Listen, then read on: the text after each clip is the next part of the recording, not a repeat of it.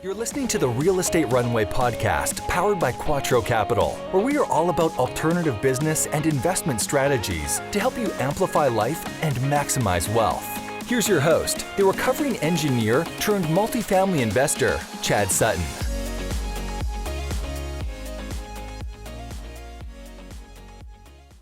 All right, Real Estate Runway family, welcome to another episode of the Real Estate Runway podcast. I'm your host, Chad Sutton, and I'm joined today with Hunter Jones. Hunter is a dear friend of mine.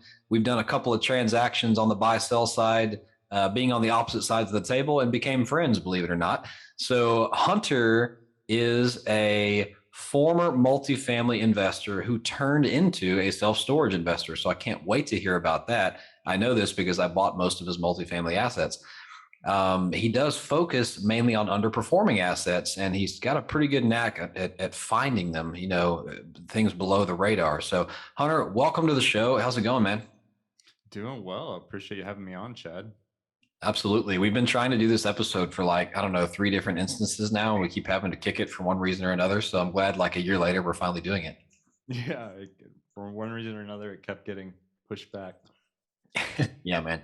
Well, I clearly know who you are, but do me a favor and just kind of go back through, who you are and how you became a multifamily investor.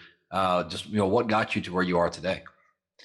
Yeah. So my background, I went to school for finance and economics. That was my majors. Went into banking for 2 years. I was an analyst at a mortgage warehouse bank and learned a lot about the banking industry, but I learned it really wasn't for me. And all along the way, my brother, who's 3 years younger than me, was getting into real estate as a freshman or sophomore in college. And I was making fun of him because we didn't come from a business family, and he made double my salary his first year doing it. And so I figured he probably knew something that I didn't know. And so it worked out that I was able to quit my job at 24, 2 years in, and come back to Knoxville and form a new company with Harper and Peter, who you've also had on the podcast as well. And so we started buying a lot of single family houses, and we would do a lot of wholesaling since we didn't really have any money. We were so young. And we'd take that money and start buying multifamily properties, and we take on investors, and we bought anywhere from duplexes all the way up to a 35 unit, which I've actually sold to you. And yes. And you wish you hadn't actually at this point, but I should not have sold it. It's turned out to be a very good asset now with values shooting up. So sometimes I drive by and check it out. You guys have done a really good job with it, and I know you guys have taken care of all the tenants and everything. But yeah, that's kind of how we got into it. And after that, just kind of explored self-storage, and now I'm really going hard at self-storage with Harper, and now we get to today. So let's unpack that a little bit. I mean, talking about starting from nothing, right? You figured out a way to generate cash, and that was wholesaling, right? And maybe doing some flipping along the way as well. You either wholesale to someone who's going to flip the house, or you do it yourself. Generated that cash, had the foresight not to just go blow it, but actually put it into assets. So you guys really were, I mean, you're kind of like we are in a sense that you're looking at things other people aren't really looking at. Like you guys will go buy a 6 unit or a 35 unit or a 20 unit, maybe talk about why you like those smaller assets as opposed to, trying to syndicate a 200 unit building or something like that. Yeah, that's a good question. And this is previous Hunter. I know new Hunter is self-storage, so we'll get to that in a minute. Yeah, I mean, I still look at multifamily as well. Like I put an offer on a 6 unit yesterday.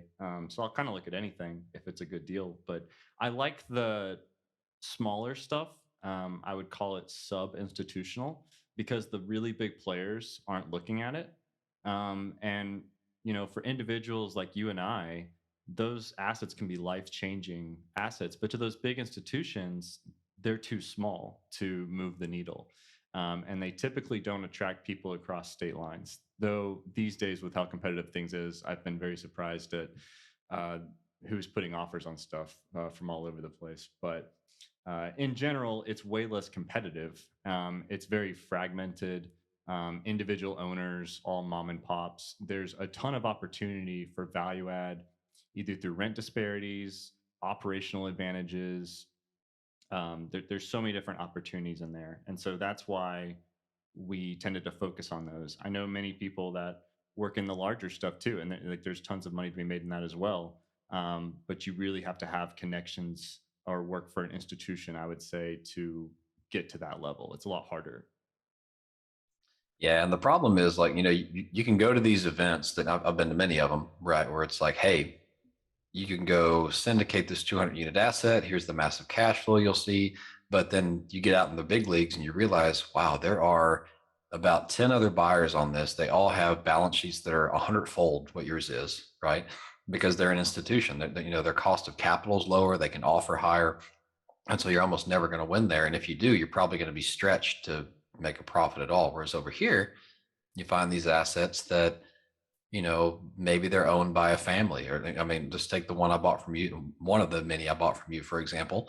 It was the guy that built it. It was his retirement plan. He just built it over time and operated it, and he cared nothing about keeping it full or getting rents up. He was traveling the world in his RV or something like that, wasn't he? Yeah, it So was. you find assets like that have you can actually buy at a reasonable cap rate with massive meat on the bone. And you guys did so well with it that you sold it to me a year and a half later, and I'm still doing well with it. There's so much meat on the bone. Yeah. Yeah, every property we've ever bought, I believe, has been from a mom and pop individual. I cannot think of any property we bought from a company or I would say a professional investor. They've all just been people that either fell into it accidentally, inherited it, or it was just something on the side. And that's where I see so much of the opportunity at. Yeah, absolutely. Absolutely. And, talking about this whole concept of the five freedoms, right? The first one being financial freedom. Guys, to be financially free, you don't have to have $1 million in the bank or make, $100,000 a year. You just have to make more than your expenses are, right? I mean, a 6 unit building, if you own it outright by yourself and run it right, that can do that. That can get you where you need to be. So incredible. Well, let's take that opportunity to segue into self-storage a little bit, because these guys, this audience has heard me talk about multifamily time and time again, but I love when I get to bring people on who have expertise in other asset classes. You guys have recently sold off pretty much everything you have in multifamily. I think you have some small stuff left, but y'all are really focusing on self-storage. What's different and why are you looking there? Yeah, that's a great question. And 2 years ago, I would have told you I would never touch that asset class, and I hated it, really because of ignorance and not understanding it. And I mean, to be honest, I'm not your ideal client for self storage. I don't understand it from a customer standpoint. Whereas with the multifamily, I've always rented, so I'm very familiar with the customer side of that. I understood the transaction. But the self storage, I used to really talk down on it. And believe it or not, I started learning about self storage accidentally on Twitter in mid to late 2020. I just started following these random guys on Twitter that were buying up self storage facilities and talking all about it. And I was learning stuff that I just never knew about that asset class, just how much easier it was to run. There's no tenants that live there, so you don't have to worry about those calls at night. You don't have to worry about in the back of your head if the roof's going to collapse in on your tenants and stuff. Like nobody lives there, so you don't have to worry about that aspect, or at least they shouldn't be living there. And uh, it's a lot easier to turn over a unit in self storage. It's very common that I re-rent a unit in less than 24 hours, if not 48 hours. And in housing, you just can't do that. At a minimum, you're having to clean your carpets and deep clean the apartment. I would Every say time. it's very hard to turn over a unit. I would say in less than 7 days is with pre-leasing and everything. There's a lot on the line if you pre-lease and you don't have a unit available. And self storage is just the opposite of that. So you do have more turnover, but it's much easier to turn them over. The worst we have to deal with is maybe replacing a spring on a door or replacing a latch, and that stuff can be done very quickly. So that's one thing I like there. It's still it is treated like a full real estate asset. Historically, that wasn't necessarily true. It was harder to get financing on these things, similar to mobile home parks. I would say how those have become much more popular now, and it's very easy to finance them. Same thing with self storage. I mean, we're getting extremely similar terms from our banks to finance these properties compared to the multifamily. The only difference is when you get to the larger assets, you don't have access to like a Freddie or Fannie multifamily loan where you can get those really good rates and terms. You can get CMBS debt on these big ones. It's just not going to be quite as competitive as like those multifamily loans. Um, so that's some of the reasons I like it. It's heavy mom and pop owned still. Yes, though you see the extra space, big buildings when you're driving down the road, and obviously those are all REITs and institutions that own those. But when you're looking at a couple hundred units and below, that is heavy individuals and mom and pop owns. It's extremely fragmented. So I believe there's still a large opportunity there across the country to acquire a handful of these, and it doesn't take very many, and it's life changing. So what is different in the economics of it, right? So I mean, if we just in our heads walk down a profit and loss or an kind of an underwriting template, if you start with income and go to expenses, I mean, do you have kind of the same set of economics you would have with an apartment building, or how does it look differently when you're actually underwriting and projecting on one of these assets? Yeah, so some of it is similar. Obviously, you're going to have management and maintenance on these things, uh, but I find that it tends to be lower if you do it right. I mean, the maintenance definitely is lower. There's not much to these things as long as they're in good shape and you maintain them with capex. But the management, it really depends on how you run it. We try to run these more hands off, so we try to leverage technology as much as possible, and that is able to lower labor costs to run these things. And so that's a big difference compared to your multifamily. It's much less, I would say. Your expense ratio varies. I would say you're anywhere from 25 to 40% expense ratio. The lower side being a very large self storage property that's newer and really good shape. Um, the one we have about a 12,000 square foot facility. Um, and I would say ours is mid 30s on that size. But I'm also looking at a very large facility right now, and that's like high 20s. And so, multifamily, it'd be very common to be more around a 50%, I would say. So, lower expense ratio gives you a much higher NOI for your revenue, and you can really get Yeah. some high values on these things. Yeah, that's fantastic. And I think, if you were telling me some differences in a previous conversation we had in the how you handle non-payment in one of these self-storage units versus a multifamily, as well as the percentage of rent increases you can go after, because some of these are so low that I mean, if you're talking about $375 a month, doubling rent, if that's what it takes to get to market, it doesn't feel as bad as doubling rent on something that's already $800 or $900, right? Exactly. And it's a auxiliary amenity, right? It's not necessary to life for people. So how is that different between multifamily and self storage? Yeah, so in multifamily, if you're running these properties correctly, I would argue that you should be doing long-term leases, typically about 12 months, and staggering those out over time. You don't want to have a risk of everyone leaving all at once. A lot of mom and pop operators will be month to month or let a year lease, transfer to month to month. But the real multifamily operators are doing long-term leases.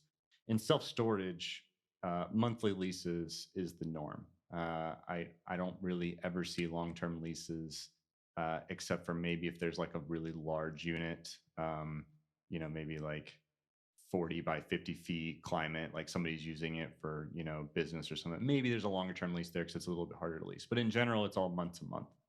Um, and personally, I believe that there is a moral and ethical difference between the two asset classes.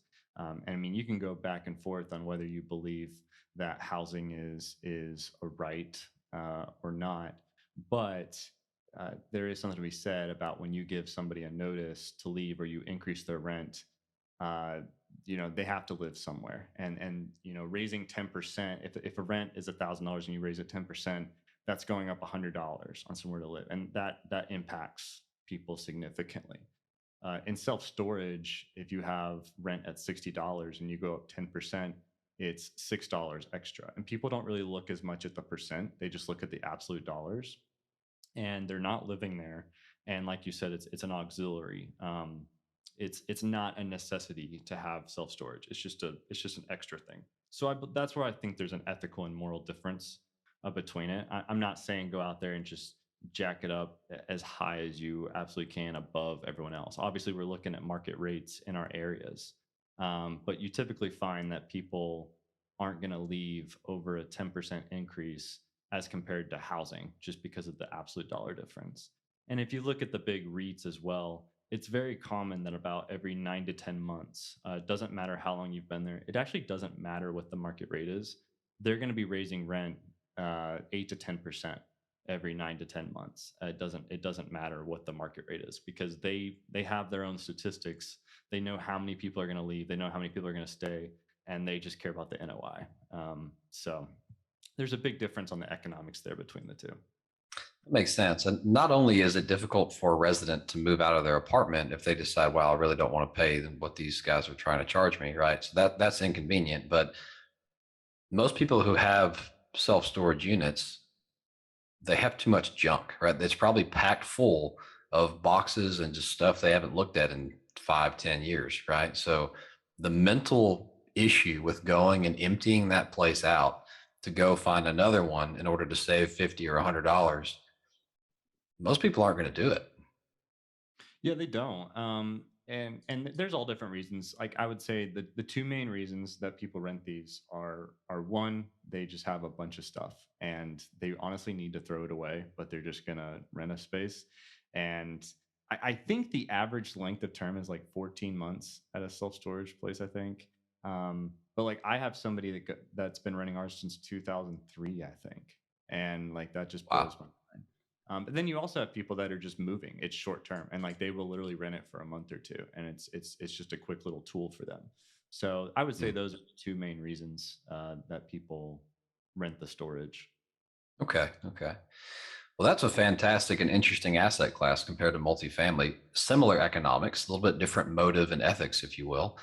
As we're bringing it around home here, something else that's fascinating about you and your investing partners is y'all also have run your own property management company. So you kind of understand this on a different level than a lot of investors do. I'm just curious what your thoughts on whether that was a good decision or not, what you learned from it, how it's made you a better investor or not. What has property management and being in that business done for you simultaneous to investing? Yeah, that's a great question. I would say honestly, the big reason we decided to manage in house was just because of trust. Like, I like control, and so outsourcing to a third party is hard for me to give up, even though it may be the right choice in many circumstances. Um, but I would argue that it was the right decision for us. We were able to learn how to manage these properties. We were able to learn what works, what doesn't work, and we didn't come from a background of property management. I just learned from either figuring it out or calling other people that had done it before me, and they would give us their leases and tell us what works and what's not, and reading all the FHA rules and everything. But when you do your own property management, you learn a lot about maintenance. You learn a lot about tenant issues. You learn about what do tenants want, what do they not want. And so when you go and buy or look at buying other properties, you're able to see these properties in a different way because you have hands-on experience. You may not be the one swinging the hammer, but you're communicating with the maintenance team, the capex team, the vendors, the tenants. And there's been properties that I've passed on that I probably wouldn't have known about had it not been from, that experience.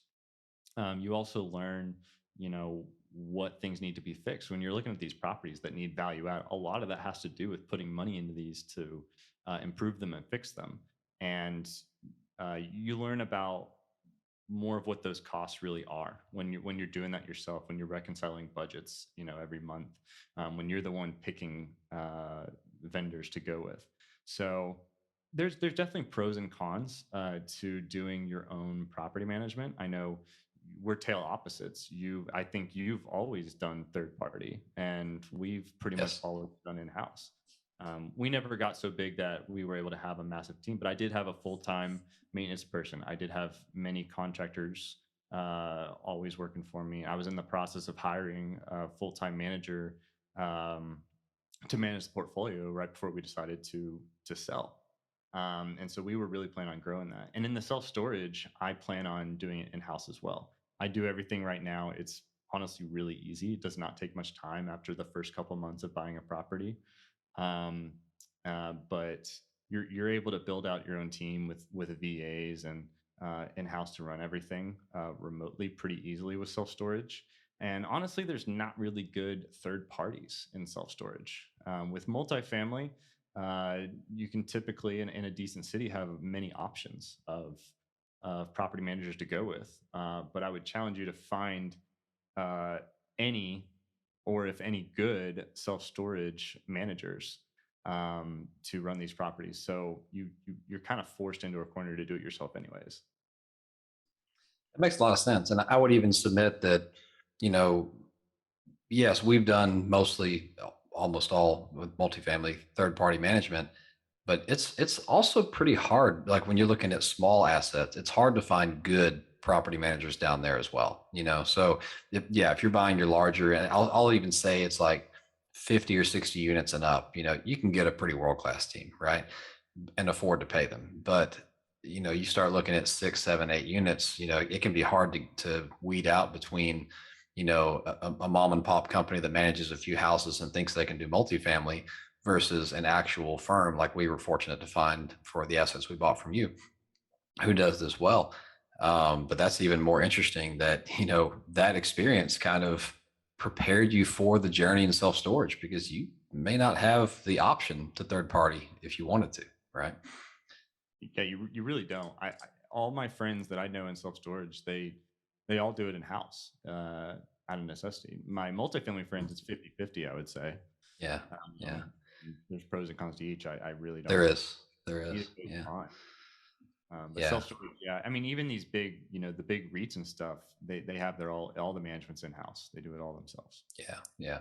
And that makes sense. I mean, at the end of the day, management is really two things. It's complying with laws, FHA and things like that, fair housing, and it's systems and processes. Whatever it is, you need to have a system and a process and even a policy in place for anything that could happen on that property. And that's really what makes a good manager. So the fact that you've done that on multifamily assets where you had things to look at and emulate, right? It kind of prepared you for being able to do this on self storage and create or identify and create the systems, processes, and quite frankly, the who's you need to get it done.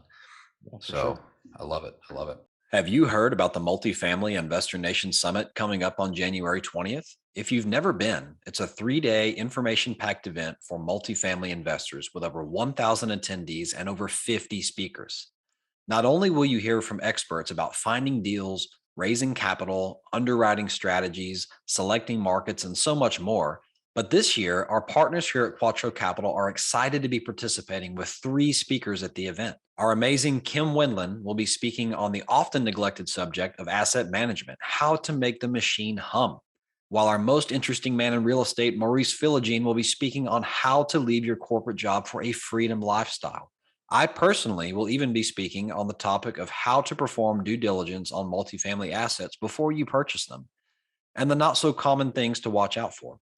Go to mfinsummit.com to grab your ticket and use promo code Quattro to get $100 off of your full access pass. Whether you are new to multifamily investing or a seasoned investor, you do not want to miss this event. Join Team Quattro at the Multifamily Investor Nation Summit. Visit mfinsummit.com, promo code Quattro. That's mfinsummit.com, promo code Quattro. All right, Hunter. Well, you and I could talk for days, man. This is great, but we only do 30-minute episodes because the mind can only endure what the butt can endure, fellas. Let's go to a couple of questions we like to ask every one of our guests who come on the show. So, Hunter, what is your superpower as it relates to your business? I would say it would have to do with leasing. I've always been kind of on the operations side of our business. We all kind of shared hands of everything we were doing, but I was obviously more on the operations. Hmm. And whenever there's a lease up required, whether it's multifamily or self storage, I love doing the marketing for that and leasing up these units. My background is really not sales, but I've really had to learn sales. Being in real estate, I never thought that sales was really everything. And so I would say leasing is really my superpower with what we do. I don't know why, but Fantastic. Fantastic. Well, we've heard a lot of reasons why you're awesome here, but give me some dirt, man. What's your biggest mistake and what did it teach you?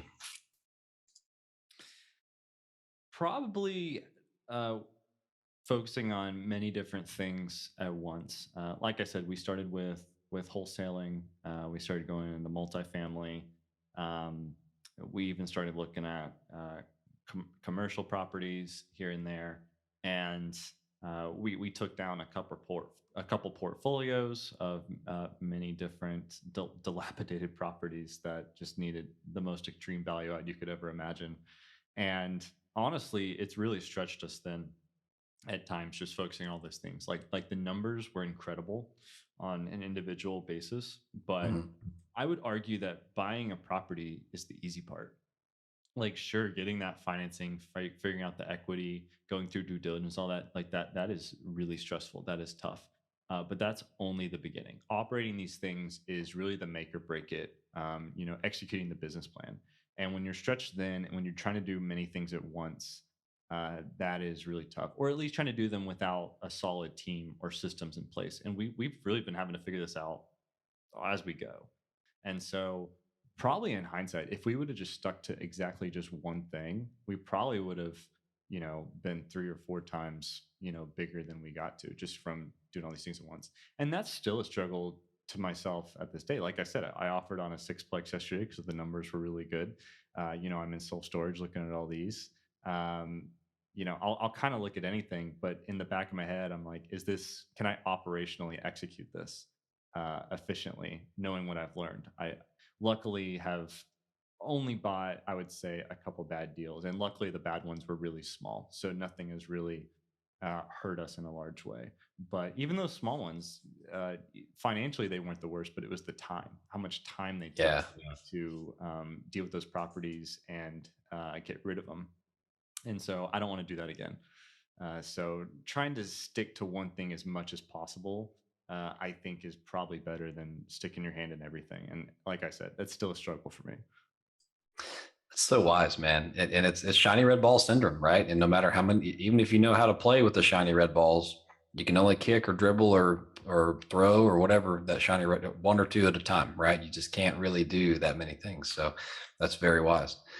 Well, Hunter, tell us how the audience can best get in touch with you. I know you're very active on Twitter. Is that the best place, or is there another way? Yeah, I mean, it may sound crazy if you haven't ever dealt with Twitter. In my opinion, Twitter is my favorite social media platform. It is where I have learned the absolute most. There's an incredible real estate community on there. Again, I learned everything about self storage just from reading tweets from people. I've gotten very involved in there, gotten to meet a ton of great people, made a lot of great friends from people on there, have been brought many different deals across the Southeast from people on Twitter to potentially JV on. I've met many potential people to be investors in deals from there. And I just love talking with people on there. There's people of all different skill levels, but everyone is treated the same. It's a very open community. People share everything. If you're in real estate or interested in that, I would highly recommend getting involved in Twitter. My handle is Hunter Jones 23. You can shoot me a DM on there, or just look at all the people we interact with, or you can shoot me an email at hunterajones@gmail.com. But yeah, that's probably the best ways to get a hold of me. Fantastic. And everyone, that will be in the show notes. So no worries if you're driving down the road. All right, listeners, this has been another episode of the Real Estate Runway podcast. Hunter, thank you for coming on. I appreciate it. All right, everyone. Until next time. Oh, sorry. Go ahead. I was just saying, it's always fun to talk. All right. Until next time, everyone. Over and out. We hope this episode was insightful and brought value to your day. If so, please be awesome and leave us a 5-star review. Find out how Team Quattro can help you at thequattroway.com. Until next time, this is the Real Estate Runway podcast.